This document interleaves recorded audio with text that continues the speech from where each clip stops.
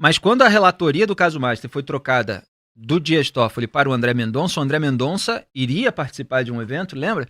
E Sim. acabou cancelando porque Sim. não queria ficar tão desgastado quanto o Toffoli com toda aquela conexão com esse meio empresarial. E um dos problemas desses eventos é justamente essa promiscuidade com a cúpula do Poder Judiciário.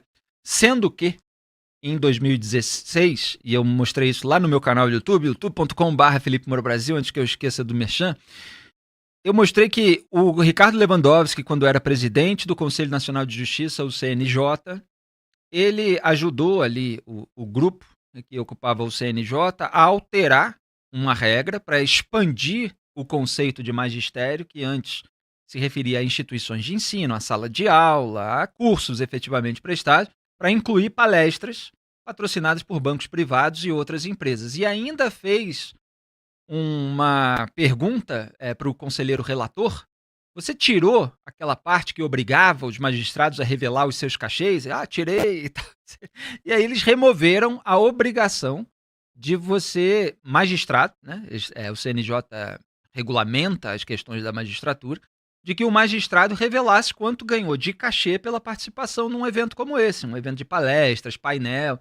E muitas vezes são fachadas para esse papo próximo entre as pessoas da elite econômica e a casta do funcionalismo público. Muita gente interessada em votos, decisões, etc. Então, desde então, por uma regra do CNJ, que os ministros de tribunais superiores, magistrados em geral, mas principalmente eles que participam desses eventos, não precisam revelar os seus cachês. Então, eles podem ganhar, a gente não sabe, cachês milionários de empresários ou banqueiros que tenham causas no Supremo Tribunal Federal. Eventualmente, pessoas que depois se revela, como no caso do Daniel Vorcari, estão incorrendo em crimes e, obviamente, elas sabem que estão incorrendo em crimes. Não estou dizendo que são todas, tá? Só para deixar claro. Estou dando exemplo do Daniel Vorcari, mas certamente há, eventualmente, outros empresários aí encalacrados com a justiça, pelo menos houve. E eles sabem que cometeram aqueles crimes e eles querem a proximidade e a boa vontade dos magistrados de tribunais superiores. Então, será que eles ganham 200 mil reais, 300, 500 mil, 1 milhão, 2 milhões? Não dá para saber, porque você tem uma regra que faz com que eles não precisem mostrar. E um detalhe para finalizar é que os ministros do STF, e isso voltou a ser tema nessa semana com uma proposta nova do Flávio Dino, eles não se submetem às regras do CNJ, Tramontina. Do Conselho Nacional de Justiça. Do Conselho Nacional de Justiça. Então, eles só querem o ônus, eles alteram lá para afrouxar, para eles se sentirem mais à vontade para dar palestra. Mas, mesmo aquelas regrinhas que ficaram, que não precisa revelar cachê, mas precisa revelar o local, o evento, a data, etc. Mesmo assim, eles não colocam lá na agenda pública. E eles dizem abertamente, como o Ricardo Lewandowski disse, na época, para uma reportagem logo depois dessa decisão de 2016, não, os ministros do STF não estão submetidos ao CNJ. Até voltei a esse assunto essa semana, só para fazer aqui a analogia com o que está acontecendo hoje, que o ministro Flávio Dino do STF apresentou propostas aí para penas mais duras para corrupção de magistrados. E tem uma casta lá que se blinda contra a investigação. Aí ele vai alterar o texto da lei para penas mais duras, sendo que não adianta nada se a casta se blinda. Então é meio cortina de fumaça, né? Meio não, totalmente para mim, na minha análise, é cortina de fumaça. Isso é porque já existem os mecanismos para punir magistrados, só que eles não são aplicados, porque você tem todos esses mecanismos de blindagem. E aí essas novas regras também não alcançariam os ministros do STF. Então é diversionismo, sabe? Mas não, vamos aumentar, vamos endurecer a regra. Tá, mas e os ministros do STF? Se eles não se submetem a essas regras, se eles se blindam, eles ficam sempre acima do bem e do mal. Mas eu acho que esse comportamento de se sentir no Olimpo, eu acho que vem de cima e vai descendo, né? E vai descendo até a parte lá de baixo. Nos últimos dias nós tivemos as declarações de uma desembargadora do Pará.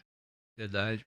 Que reclamou muito, porque dizia que eles não tinham mais condições de trabalhar, que eu não me lembro exatamente os termos que ela usou, mas uma coisa absurda em relação ao trabalhador brasileiro em geral, porque os jornais revelaram que ela nos últimos 3 meses recebeu 91 mil reais de salário, né?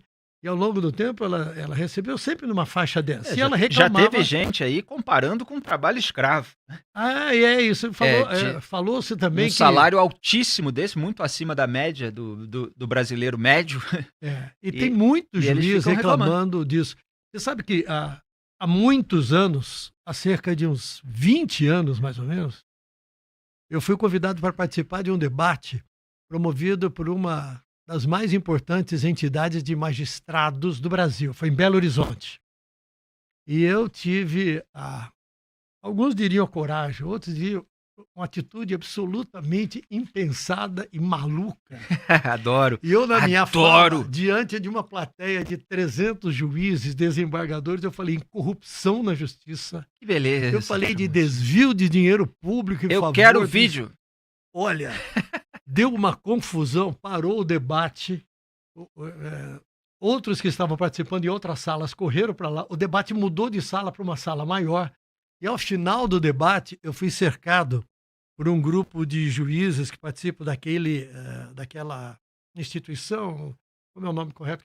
Juízes para a Democracia. Sim, né? sim. E eles estiveram comigo no palco porque ouviram alguma coisa que alguém queria decretar minha prisão em função daquilo que eu falei. Eu falei isso há 20 anos, cara. Que beleza. Né? E hoje a gente vê essa discussão toda em juízes que cometem crimes e que vão para casa depois condenados a ficar em casa e receber salário integral. Né? É a condenação que existe hoje. E a gente vê desembargadores reclamando que o salário de R$91 mil vai levá-los à escravidão. O que é uma coisa absolutamente inacreditável, né? É porque é dinheiro dos pagadores de impostos, né, Tramontina? Então as pessoas passam toda essa dificuldade no Brasil, saem cedo para trabalhar, são sócias do Estado que levam uma fatia imensa, meses de trabalho, e aí você vê essa casta do funcionalismo, que se blinda, inclusive, contra investigações, que exerce outros poderes de influência. Eventualmente a gente vê notícias e investigações sobre tráfico de influência, sobre venda de sentença, e você tem um monte de gente reclamando que está recebendo pouco, enquanto a realidade do Brasil é outra. E eles ficam encastelados. Agora, eu aposto que você falou tudo isso no evento, com toda a elegância, com toda a diplomacia. Deve ter sido uma grande cena, porque nada como quebrar o oficialismo, aquela expectativa de falei uma coisa, adulação, e cara, você eu falei falar assim- algo sobre a realidade concreta. Eu falei um negócio assim, eu falei assim, vocês se consideram deuses, vocês acham que vocês vivem no Olimpo, vocês servem Maravilhoso. aos que estão lá na planície, lá embaixo. É. Rapaz, deu uma confusão. Teve gente que levantou no plenário e começou a gritar, não admito, papapá. Olha isso. Caramba, Tramontina, que grande momento. Um momento de rebeldia fantástico. Onde eu me meti. E a nossa desembargadora reclamona, né, disse que se continuar assim, com esses cortes nos salários, eu não sei onde que estão os cortes, a justiça vai parar. Fala para o brasileiro comum que a justiça vai parar, ele começa a rir. Porque ela fala, mas quando? Quando ela andou? Pois é, justiça Essa lenta. é a percepção pública. Agora, se a percepção pública está errada, não sei. Eu levo muito em consideração a percepção pública. Exatamente. O sistema de justiça, ele só é rápido, já fazendo aqui um gancho, sem querer me adiantar muito, Tramontina, quando é para blindar justamente a casta.